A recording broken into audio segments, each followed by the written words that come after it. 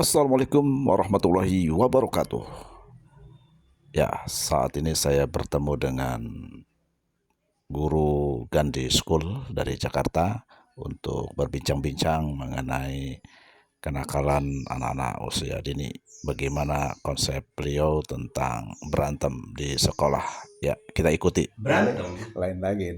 berantem adalah salah satu cara mengatasi masalah yang sangat purba. Bener nggak sih? Ketika orang punya masalah, maka cara mengatasi yang paling purba adalah berantem. Yang menang dianggap sebagai kemudian jadi benar. Gitu kan. Nah, nggak apa-apa berantem aja, gitu kan? Berantem aja, gitu kan? Tapi setelah berantemnya, gitu kan?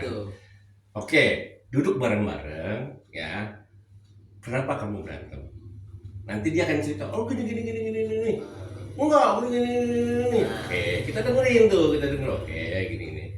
Mungkin, nah baru tuh kita masuk. Oh mungkin maksudnya kamu gini. Kamu jangan terlalu emosional dong. Kan teman gini. Oke, soalnya nanti kan dia akan turun tuh. Nanti gini. Soalnya gini. Oke, gini. Si guru tuh nggak boleh memihak salah satu, walaupun si A yang benar. Walaupun si A yang benar nggak boleh, gitu kan? Oh gini. Oke, sekarang udah jelas ya masalahnya ya. Oke, sekarang kamu, walaupun kamu nggak salah, kamu belajar minta maaf. Belajar minta maaf kemudian. Belajar mengakui kesalahan, ya kan? Nah, anak kita, terus anak gue, itu sulit banget untuk mengakui bahwa dia salah, gitu kan? Apalagi kemudian minta maaf. Nah kan magic word yang di sekolah, gue ngajar di sekolah internasional ya, help, ya tolong, ya kan, boleh enggak, may I, gitu kan, terus sorry, gitu kan, itu banyak yang, nah mereka tuh diajarin, bahkan sekolah gue di Gandhi itu kita punya pintu, ya, pintu kupu-kupu tahu lo? Pintu kupu-kupu yang kalau dilepasin tuh jeblak, itu ada, gitu. Diajarin supaya mereka antri lewat situ, lewat situ. Diajarin supaya gimana dia jangan lepas pintu itu. Jadi begitu dia masuk, gitu, dia harus tahan. Di sini lagi baru anaknya masuk, gitu. Pertama-tama diajarin tertib, ya kan. Kedua diajarin bagaimana tindakan lu gak mencelakakan orang lain. Itu diajak, ada pintunya. Serius. Apaan? Jadi mereka ada masuk tuh. Jadi mereka nggak boleh main masuk aja gitu, karena nggak jeblak ke temennya, kena gitu kan. Dan kalau kena mereka harus minta maaf. Itu mereka diajarin tolong menolong. Sekolahan gua tuh nggak ada waktu itu, nggak ada tuh kompetisi dengan temennya, nggak ada. Gitu. Tapi berkompetisilah dengan dirinya sendiri. Gitu. Karena lu berbeda dengan si A. Gitu. Lu berbeda dengan si B. Jadi dia harus tujuannya adalah meningkatkan kompetensinya dia, gitu. Kadang-kadang kenapa kita itu kan IB World School ya. Kenapa kita tidak membolehkan berkompetisi dengan orang lain agar kepercayaan dirinya tumbuh, gitu. Ketika dia dibandingkan sama orang lain itu lebih pintar, dia akan nggak pede, gitu. Di tempat gua, waktu gua ngajar nih, setiap minggu ada perlombaan, Kalau misalnya itu kan katakanlah di setiap kelas tuh ada 20 atau 30 gitu kan. Terus kita perlombaan nih kelas 1 A B C D gitu kan. Satu kelas satu letik perlombaan. Itu setiap kelas harus menang. Kelas A menang, kelas B menang. Kelas A menang kostum, kelas B menang pengompakan, kelas C harus menang. Nggak boleh anak tuh pulang kalah, nggak boleh. Karena begitu dia kalah, dia akan down gitu kan. Jadi kita tuh misalnya nih kelas 1 ada 4 kelas, kelas 2 ada 5 kelas. Kan harusnya standarnya misalnya 4 doang dong, 4 penghargaan misalnya. Kalau dia ada 5 kelas, kita bikin 5. Kalau dari 6 supaya anak tuh pulang dengan kemenangan gitu loh. Artinya mereka tetap pede gitu, Pin. Itu penting banget.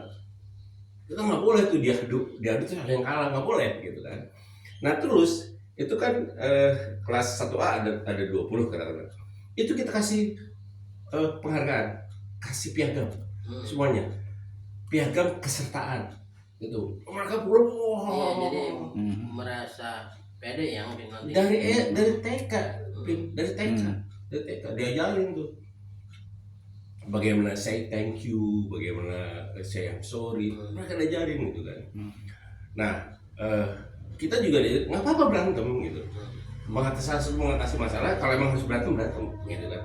Tapi kan gini, nanti kamu kalau berantem kan capek gini terus nanti temen-temen takut.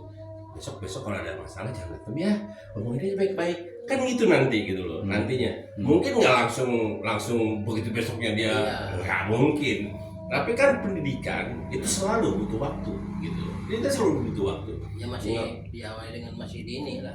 Betul, tapi TK itu dasarnya itu nggak boleh belajar misalnya 7 kali 3 nggak boleh sebenarnya gitu. Dia cuman kan di TK itu kan metodenya deduktif. Jadi anak tuh nggak boleh diajarin misalnya 7 kali 7 tambah 2 9 gitu kan. Oke, nggak boleh diajarin begitu langsung. Oke, kamu punya ini, nah coba kamu jumlahin tuh berapa Permainan. Dari permainan. Dan nggak boleh itu di matematika nggak boleh gitu. Belajar PMP nggak ada, ngapa-ngapalin nggak ada. Bagaimana lu bahkan misalnya kan permainan tuh banyak banget ya. Misalnya bikin pasir-pasiran, bikin rumah pasir gitu, kayak gitu-gitu Pin gitu kan. Kalau misalnya emang di sekolah lumpur ya udah nggak main aja main lumpur misalnya gitu, nggak apa-apa gitu kan. Biarkan anak-anak berkembang sesuai dengan minatnya pertama gitu kan. Jadi nggak boleh misalnya wah kamu jangan begini ya. Kalau di sekolah itu di sana itu jangan ada kata nggak boleh karena gini nih. Jangan melarang. Jadi harus mengarahkan gitu. Misalnya gini, kamu jangan main pisau gitu kan, karena nanti keiris gitu kan.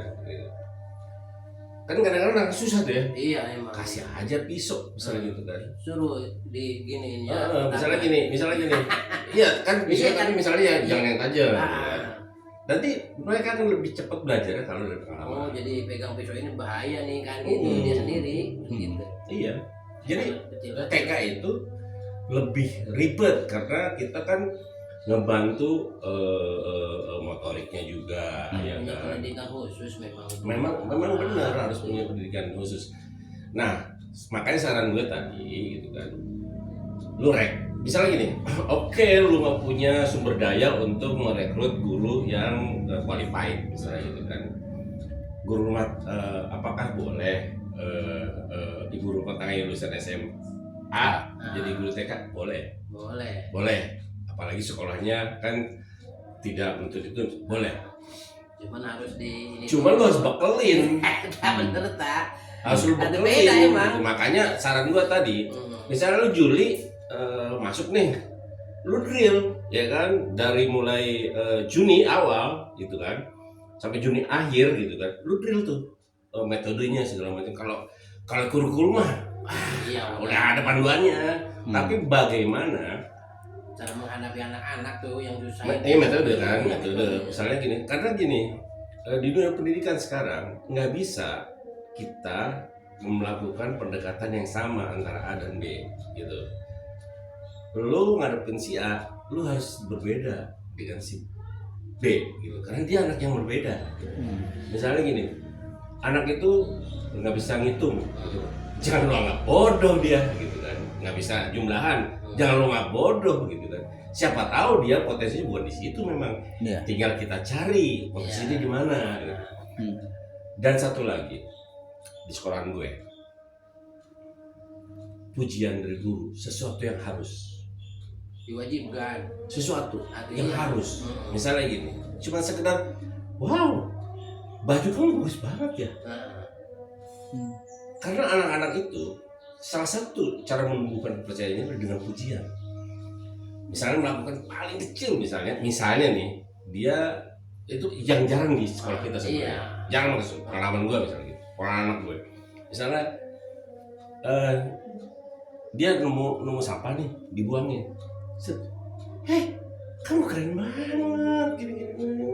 Aku suka deh kamu gini. Akan nempel. Dia dihargai. Effort dia dihargai. Dia nanti akan kesana. Buat dia. Anak yang lihat, jadi kalau gue melakukan itu juga pasti akan pujian. Dia akan melakukan hal yang sama. Serius.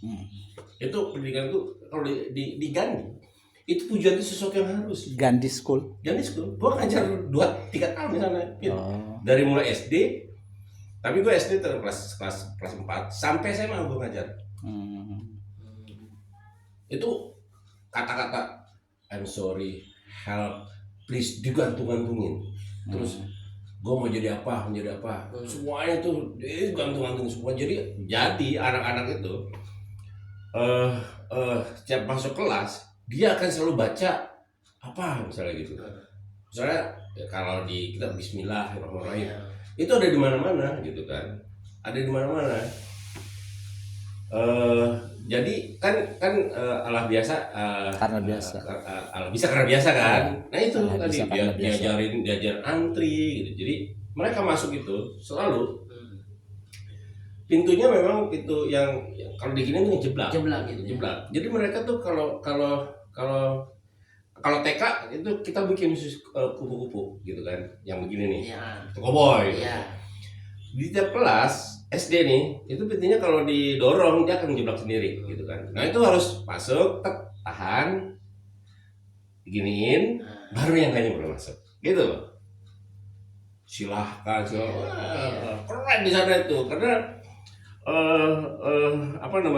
memang kan kita beli kurikulumnya itu sebenarnya lebih mengajarkan kepada akhlak itu Islami. Atau akhlak sebenarnya Islami banget.